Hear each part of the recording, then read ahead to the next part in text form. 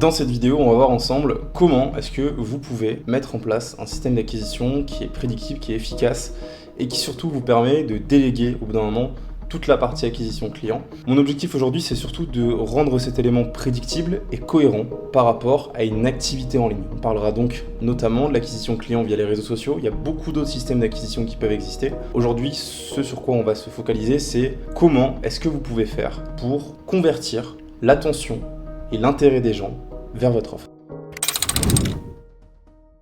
Alors ensemble, on va se retrouver du coup sur Miro. Donc dans cette vidéo, clairement, je vais vous expliquer donc comment structurer un système d'acquisition client en ligne uniquement grâce aux réseaux sociaux. Les autres méthodologies qui peuvent exister comme le mailing, la newsletter, les publicités, etc., etc.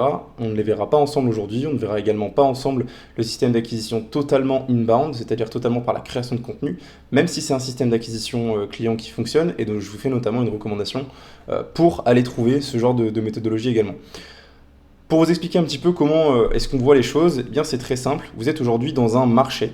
C'est ce qu'on appelle le top of funnel, c'est-à-dire qu'il y a tout le monde. C'est un grand marché, il y a plein de choses. Ça peut être le marché du business en ligne, plus précisément ça peut être le marché du e-commerce, ça peut être le marché de plein de niches différentes. Et donc justement, les niches, c'est exactement ça, c'est le e-commerce, le business en ligne, le coaching sportif.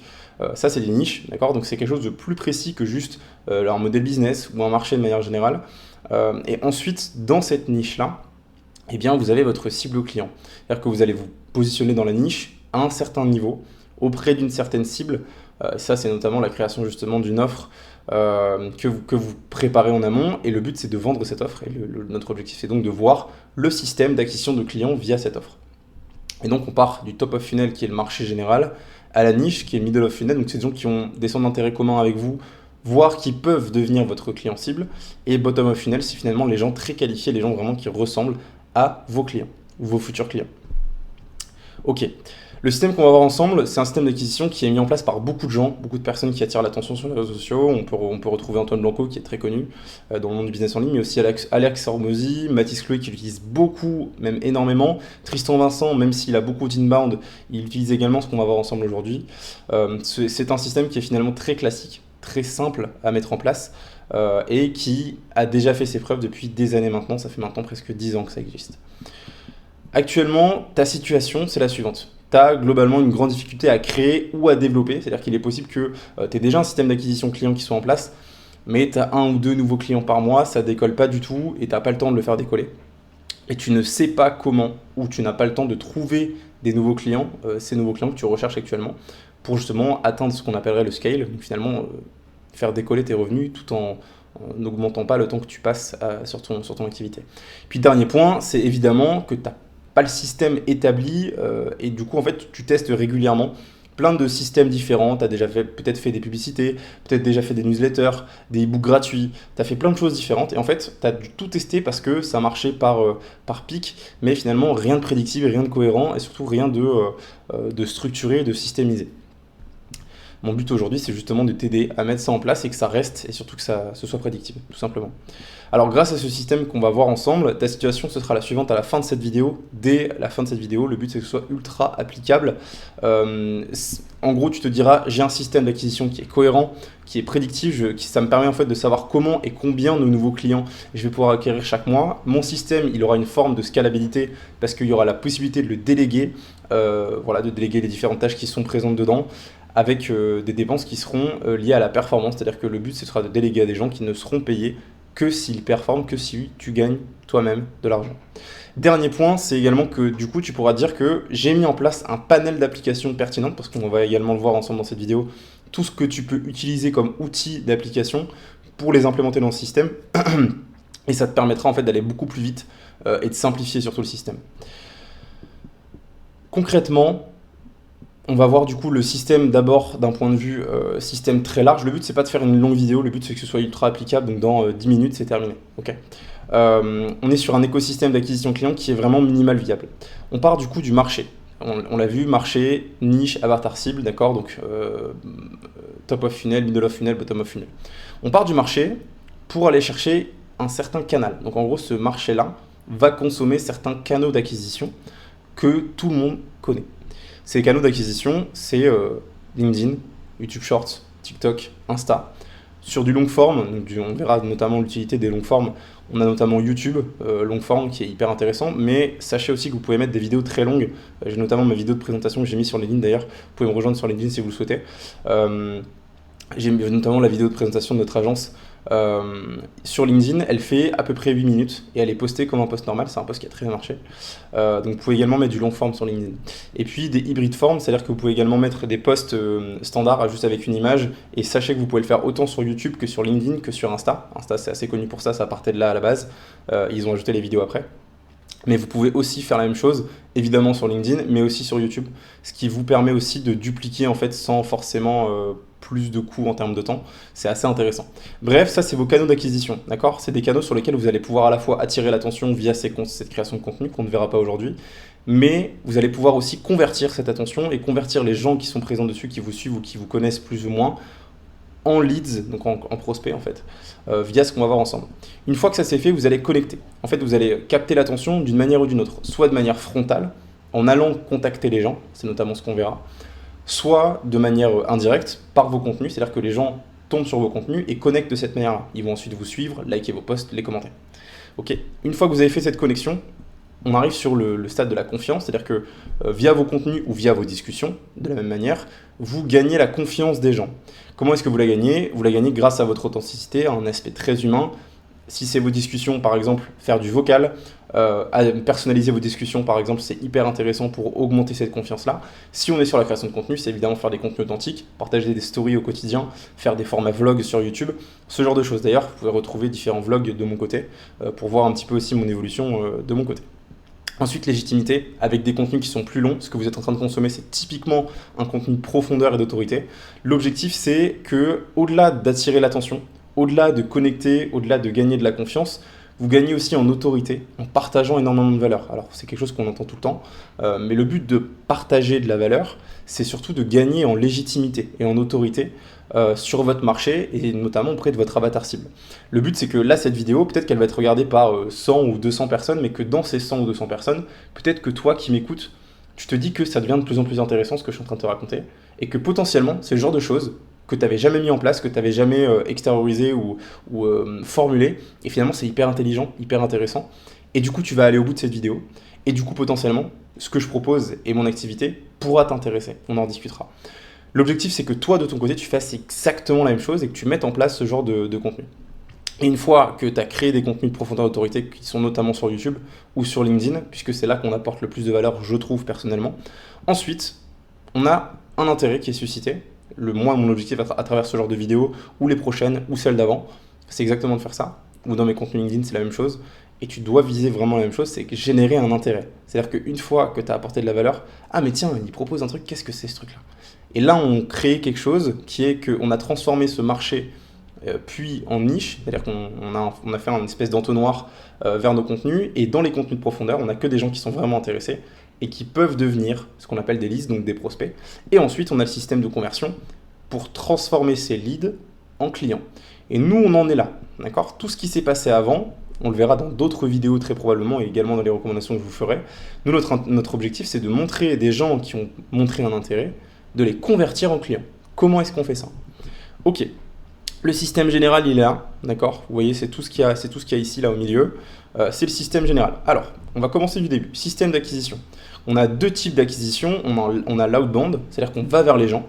Outbound, c'est que c'est du froid ou du tiède.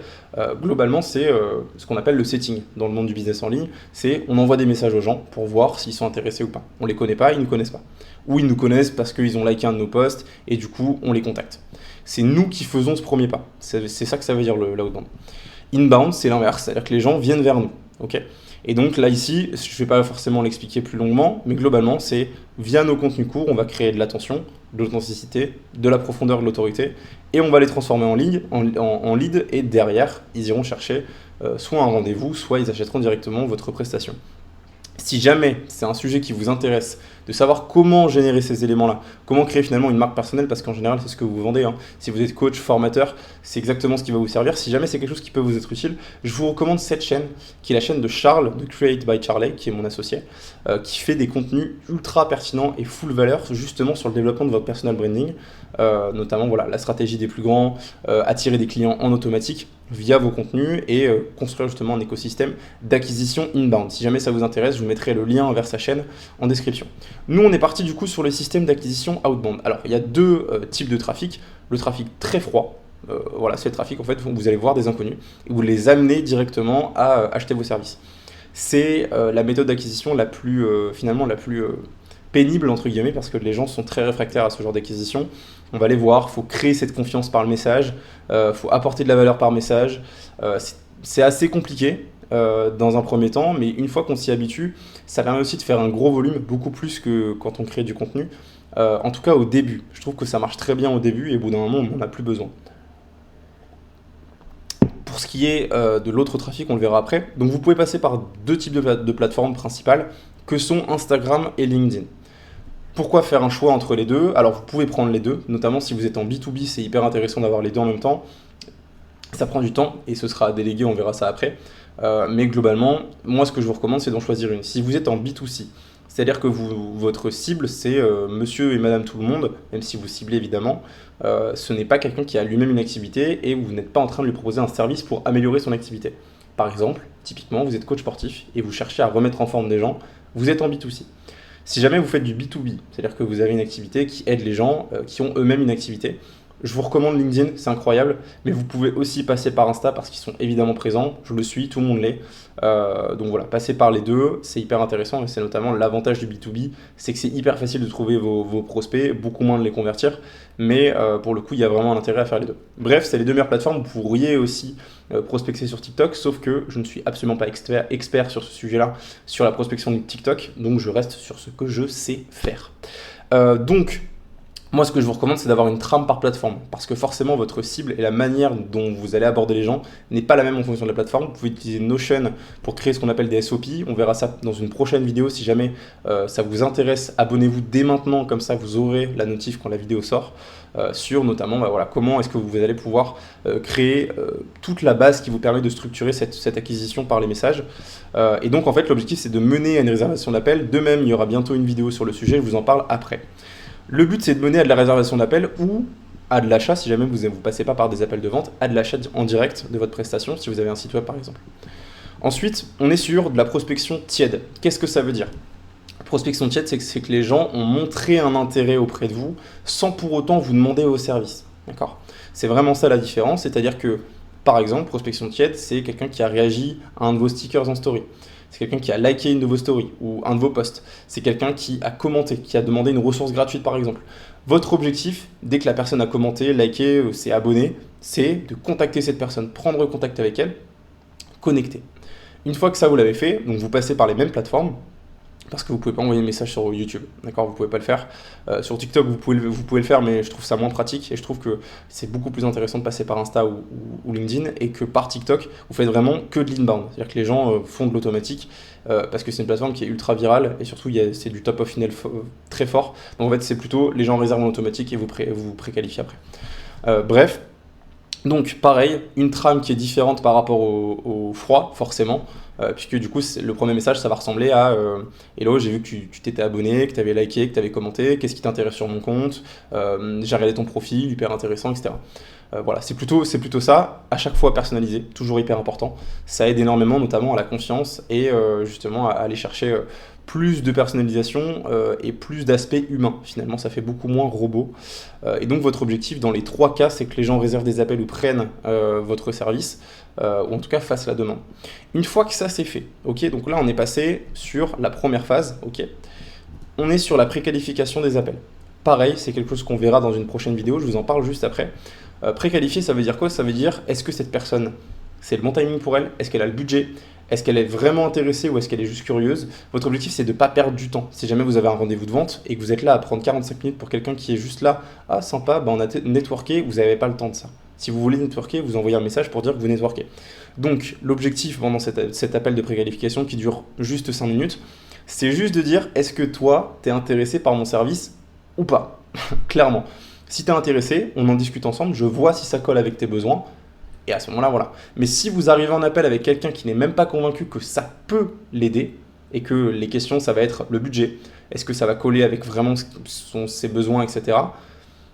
En fait, il n'y a pas besoin d'expliquer l'élément parce que soit vous allez être un excellent vendeur et vous allez vous épuiser à bien vendre, mais sauf que c'est pas votre job en fait. Soit bah, vous n'allez pas vendre, donc vous allez juste perdre du temps pendant 45 minutes. Donc faites en sorte d'avoir des gens qui ont pas la carte à la main, mais quasiment.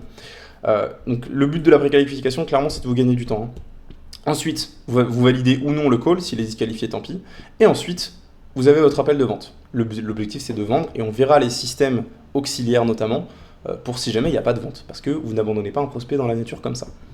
Ok, donc ça c'est le système général, ok.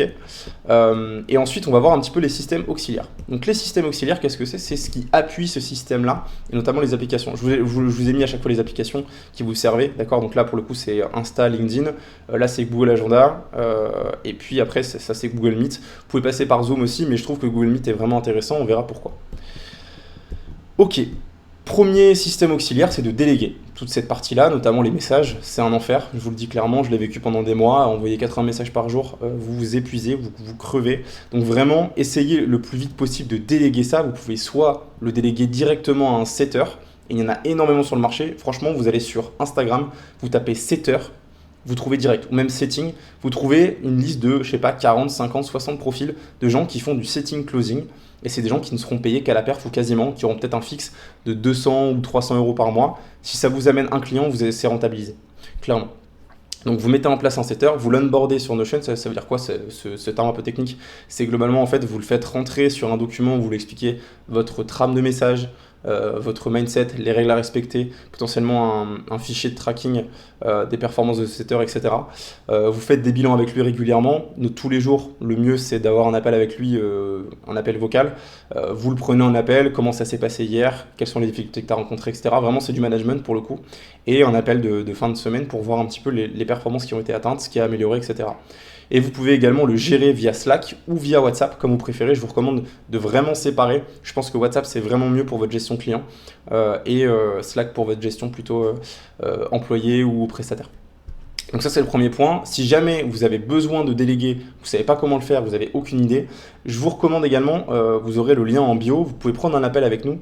En gros, nous, on est aujourd'hui une agence de setting et de montage et en fait, on prend en charge complètement, à 100%, le setting et le montage vidéo des personnes avec qui on travaille. On est payé sur la partie setting à la performance, c'est-à-dire que le premier mois est réglé et ensuite on ne touche que si vous touchez également de l'argent les mois suivants. Le but c'est que vous ne gérez rien, vous ne gérez ni le recrutement, ni la formation, ni le management de ces setters. Si jamais ça vous intéresse, le lien est en description.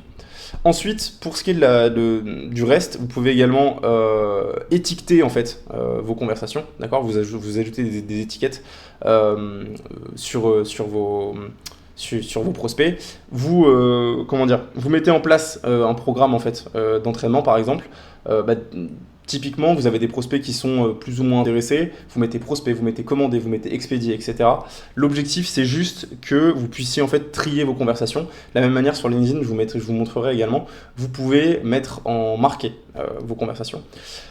Voilà pour ce système-là. Troisième système, le follow-up. Alors pour ce qui est du follow-up, clairement, c'est probablement ce qui va vous permettre d'avoir le plus de clients possible. Le follow-up, c'est quoi? C'est la relance des prospects après appel et même avant, s'il y a des gens qui vous ont dit que ce n'était pas le bon moment, qui ont été disqualifiés pour des questions de timing. Vous pouvez tout simplement vous dire à telle date, il faut que je relance tel prospect. Moi, je vous recommande de planifier vos relances, d'accord? Et du coup, ces personnes qui sont à relancer, on était sur l'étiquetage avant, d'accord? Vous allez étiqueter justement ce qui se passe. Et votre objectif, c'est donc, cette personne, je l'ai mise en commandé, c'est que c'est une relance à faire. Et vous les planifiez. Comment est-ce que vous allez les planifier? Je vais vous mettre là en dessous de cette vidéo un template, d'accord, de Google Sheets, qui est en fait un template de référencement de ce qu'on appelle ces follow-up. Donc c'est des profils en fait que vous avez et donc ils ont un statut, est-ce qu'ils ont été closés, non closés, réservés, quelle est l'origine du trafic, source, prospect froid, là c'est vraiment du full froid. Et après c'est les relances, donc 24 heures après, 72 heures après, 7 jours après, 14 jours après. Et vous avez des relances jusqu'à 3 mois il me semble sur le template. Alors pourquoi c'est important? Ici, vous avez un schéma qui vous explique qu'en fait, plus vous contactez régulièrement quelqu'un, vous le relancez, plus vous faites partie de l'élite des gens qui les ont le plus contactés. C'est-à-dire que vous êtes vous êtes parmi tous vos concurrents, parce que vous avez des concurrents sur cette même niche, parmi tous vos concurrents, vous vous êtes rendu comme étant la personne la plus attentionnée auprès de ce prospect, et donc la seule personne qu'elle aura vraiment en tête à terme pour ses services. Dernier outil auxiliaire, en fait, c'est la réservation d'appel qu'on avait tout à l'heure, donc booking d'appel. Pour ceux qui fonctionnent avec des appels de vente, réservation d'appel via des outils comme Calendly ou iClosed, il y en a d'autres, mais c'est les principaux, c'est ceux que je connais le mieux, qui sont les plus pertinents selon moi, plus Google Agenda, qui seront liés en fait à ces outils, le but, c'est d'avoir une réservation d'appel qui est simplifiée, une création d'un questionnaire de qualification dessus, et la mise en place d'un lien avec un calendrier numérique paramétré et surtout très simple. En fait, vous copiez-collez le lien, vous l'envoyez dans vos conversations, et la personne n'a plus qu'à réserver en remplissant son questionnaire, et elle réserve son appel à un moment où vous avez mis que vous étiez dispo. Ensuite, vous faites la préqualification. Donc logiquement, vous récupérez le rendez-vous, le numéro via le questionnaire. Donc dans le questionnaire, il faudra bien poser la question quel est votre numéro de téléphone. Prise de contact J-2 max, donc 48 heures avant, grand maximum, vous faites cet appel de préqualification pour valider ou disqualifier l'appel à venir. Et relance par message 24 heures avant l'appel pour valider la disponibilité du prospect, du lead, parce que voilà, ça arrive, ce qu'on appelle les no-show, les personnes qui ne viennent pas en appel. Ça peut être fréquent si jamais vous ne mettez pas ça en place. Donc c'est également un système auxiliaire. Le but, justement, c'est de mettre ça en place dès le début. Comme ça, vous n'avez plus à vous en occuper. C'est quelque chose qui se fait en automatique. Il y a également d'autres éléments concernant la réservation d'appel, et c'est notamment ce qu'on verra dans la prochaine vidéo, puisqu'on verra ensemble comment mettre en place tout ce système de A à Z, avec notamment un tutoriel sur iClosed, comment l'utiliser de A à Z. Même chose pour Calendly, pour ceux qui le préféreraient, qui est du coup une version gratuite. Il y a aussi une version payante de Calendly, mais il y a une version gratuite, ce qui n'est pas le cas de iClosed. On a également Google Agenda, sur lequel vous pouvez également faire de la réservation d'appel direct, même si je trouve ça moins pertinent. Mais dans tous les cas, il faudra savoir l'utiliser. On a également System.io pour les pages de remerciement. On en a une. D'ailleurs, si vous voulez justement réserver un appel, vous recevrez cette page de remerciement. Donc si jamais vous voulez aller au bout du process, vous pouvez également tester ça. Vous aurez du coup une validation via cette page-là, et du coup on verra System.io pour la créer ensemble. On verra également pourquoi est-ce que Google Meet, c'est le meilleur outil selon moi pour prendre vos appels de vente, parce qu'en fait, vous pouvez à la fois les enregistrer et en même temps utiliser la prise de notes par Gemini pendant l'appel. C'est-à-dire que, en gros, à la fin de l'appel, vous aurez un compte-rendu écrit de ce qui s'est dit, des textes de chacun. C'est hyper intéressant, et pour le coup, vous ne l'avez que via Google Meet. Pareil, vos enregistrements sont envoyés directement sur votre Drive, une fois que la vidéo est terminée. Donc c'est en ligne, c'est qu'à vous, et c'est hyper intéressant de pouvoir réécouter vos appels de vente, ce que vous n'aurez peut-être pas sur Zoom, par exemple. Et puis enfin, c'est également voilà, un template de préqualification. Je vous mettrai en fait des exemples de calls de préqualif, ainsi qu'un template de script en fait, de préqualification avec les bonnes questions, savoir voilà, vers où vous redirigez ou non. L'objectif, c'est que vous soyez vraiment guidé. Voilà pour cette vidéo, je vous remercie pour votre attention, j'espère qu'elle vous a plu, qu'elle saura vous être utile, et surtout que vous pourrez mettre en place ce système-là. Si jamais vous avez plus de questions, n'hésitez pas à me rejoindre ou à m'envoyer un petit message sur LinkedIn, sur Instagram. Je réponds à tout le monde le plus vite possible. Si jamais, encore une fois, vous avez besoin de déléguer ce système-là, que vous l'avez compris, mais que simplement vous n'avez pas envie de le mettre en place, on le fait pour vous, on le gère pour vous, on le manage pour vous. Le lien, encore une fois, est en description. Vous retrouvez également la chaîne de Charles en description si jamais vous voulez développer votre personal branding. C'est tout pour moi. Je vous dis à la prochaine. Ciao.